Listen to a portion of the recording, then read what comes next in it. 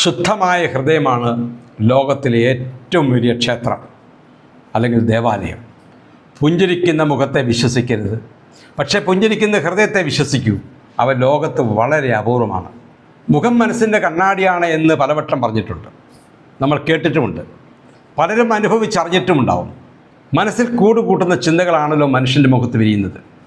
സന്തോഷവും സമ്മർദ്ദവും കോപവും താപവും തുടങ്ങിയ എത്ര വികാരങ്ങളാണ് മനുഷ്യൻ്റെ മനസ്സിൽ നിറയുന്നത് എന്നോർത്താൽ ചിന്തകളുടെ ഏറ്റക്കുറച്ചിലുകൾ അനുസരിച്ചാണല്ലോ മനുഷ്യൻ്റെ മുഖഭാവങ്ങളും. എന്നാൽ പലതും മനസ്സിൽ ഭദ്രമായി ഒളിപ്പിച്ച് വെക്കാനുള്ള കഴിവും മനസ്സും മനുഷ്യർക്കുണ്ട്.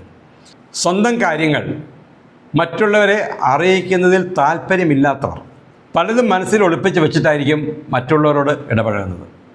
അവരുടെ ഉള്ളിൽ സന്തോഷമാണോ സങ്കടമാണോ എന്നൊന്നും നമുക്ക് ചിലപ്പോൾ തിരിച്ചറിയാൻ സാധിക്കത്തില്ല.